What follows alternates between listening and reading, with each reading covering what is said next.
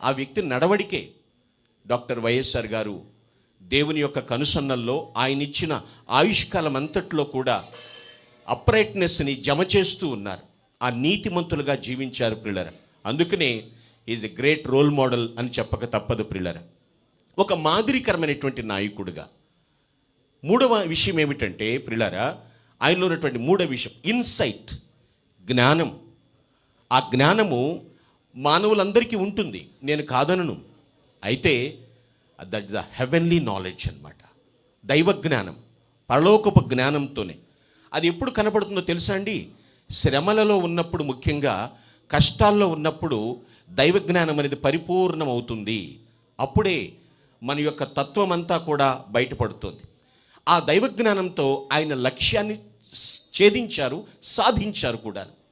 చాలామందికి ఏం తెలుసు అంటే 63 నెలల పాటు ఉన్న పరిపాలనే తెలుసాయి. చాలామందికి 5 సంవత్సరముల 3 నెలల పాటు పరిపాలనే తెలుసు. కానీ అంతకు మునుపు అనగా 78లో రాజకీయ ఆరంగేట్రం చేసిన నాటి నుండి దరిదాపు 26 సంవత్సరాల పాటు ఆయన జీవించిన జీవితం కూడా చాలామందికి తెలుసు ప్రియులారా. అయితే ఈ జ్ఞానం అనేది శ్రమలలోనే పరిపూర్ణమవుతుంది. అందుకనే ఒక భక్తుడు పురుషోత్తమ చౌదరి గారు ఇలా అంటూ ఉంటారు, వీరిని బెంగాలీ బ్రాహ్మణ్ అంటారు. ఆయన చెప్పిన మాట ఏమిటంటే, దేవుడు నాకు దొరకగానే నాలో ఉన్న అజ్ఞానం, అవివేకం మరుగున పడిపోయినవి అన్నారు. ఎప్పుడైతే దేవుడు నాకు దొరికాడో అనగా దైవ జ్ఞానం నాకు వచ్చిందో, అజ్ఞానం పోయింది, అవివేకం కూడా మరుగున పడిపోయింది. అటువంటి ఇన్సైట్ ఆయన కలిగి అనేకులు ఇన్సైట్మెంట్ చేసి ప్రేరేపించారు ప్రియులారా. అందుకనే is a great role model, he was a great role model అని చెప్తూ ఉన్నాం.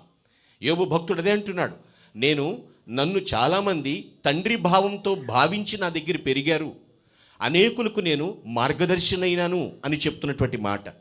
గుడ్నెస్ మాత్రమే కాదు, అప్రైట్నెస్ మాత్రమే కాదు, ఇన్సైట్, జ్ఞానం అంత మాత్రమే కాదు పిల్లరా. 1వ అధ్యాయం 1వ వచనంలో ఉంటుంది, ఆయన ఎక్కడ కూడా భక్తిలో తగ్గలేదు. 4th డివోషన్, భక్తి. ఎందుకో తెలుసా అండి? భక్తేనండి ముక్తినిచ్చేది. చాలామందికి శక్తి ఉండొచ్చు, కొంతమంది యుక్తితో ఆలోచించవచ్చు, కానీ ముక్తిని సాధించేది భక్తే. కాబట్టి ప్రతి ఉదయమున కూడా ఆయన డివోషన్ చేసేవారు. ప్రార్థనలు, వాక్య ధ్యానము చేసి ఆ తర్వాతే ఏ కార్యకలాపాలైనప్పటికీ కూడా. ఎందుకంటే ఆయన లేనిదే మనం లేము. ప్రభు యొక్క కృపను తలపోసుకుంటూ ఉండేవారు. స్వశక్తి మీద ఆధారపడకుండా ఎప్పుడు కూడా దేవుని దివ్యశక్తిని పొందుకుంటానికి ఎప్పుడూ ప్రయత్నం చేసేవాడు.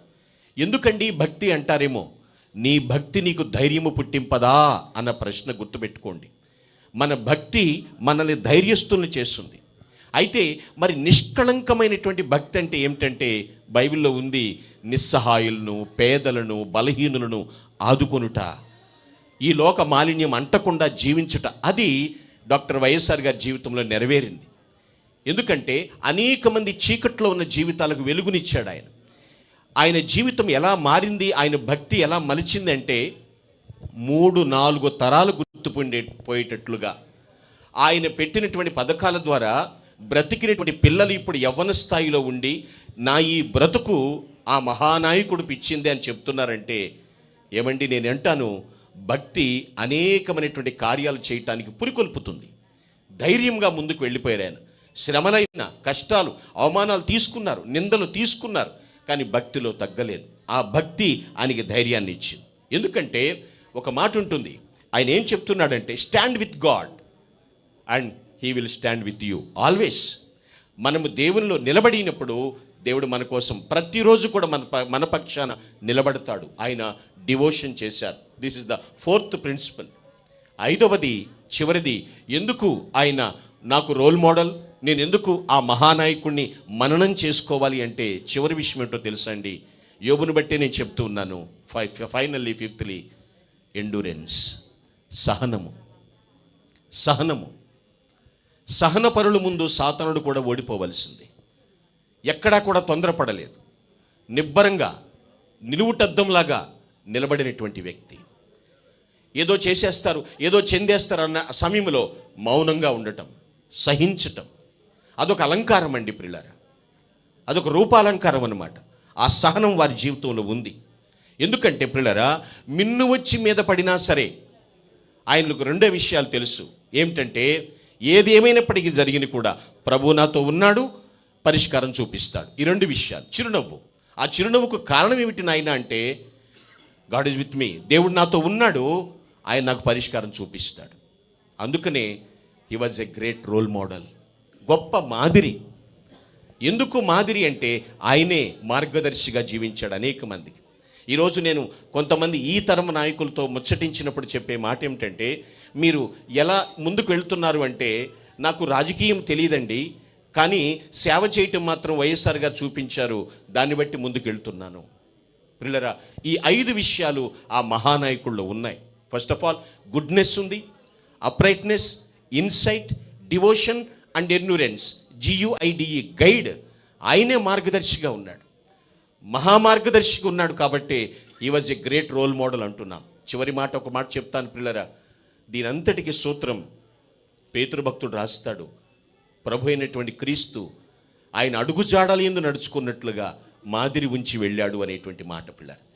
ఎంత గొప్ప మాదిరి అంటే, మార్గదర్శి లేకుండా మనం మనలేము కదా, మన జీవితంలో ముందుకు నడవలేము కదా పిల్లరా. ఈ యొక్క మార్గదర్శి జీవితాల్లో గొప్ప విషయమే.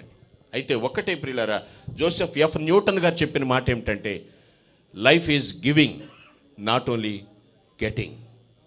జీవితం అంటే ఇచ్చుట, తీసుకుంటాం మాత్రమే కాదు. Life is giving, it's not only getting. ఆయన జీవితంలో ఎంతగానో అనేక మందికి ఇచ్చినవాడే.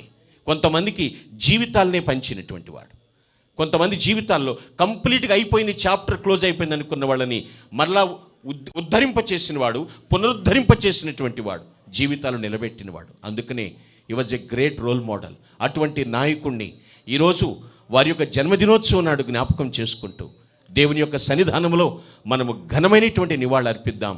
ఆ మహానేతను స్మరించుకున్న ప్రతి ఒక్కరికి ప్రభు ఆశీస్సులు మెండుగా లభించునుగాక. ఆమేన్. అందరూ తలల వంచుదాం, కండ్లు మూసుకుని కొన్ని నిమిషాలు ఘనమైన శ్రద్ధాంజలి ఘటిద్దాం, నివాళులు అర్పిద్దాం మౌనంగా.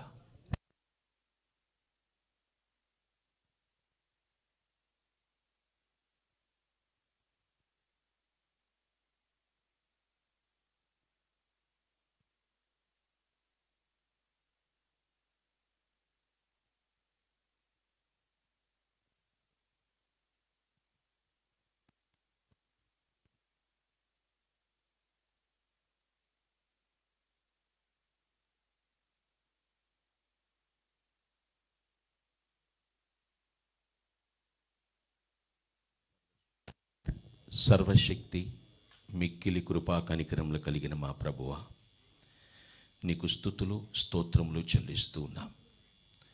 అతి పరిశుద్ధుడా, ప్రేమ నమ్మకములు కలిగిన మా తండ్రి, నీకు స్తోత్రములు నాయన.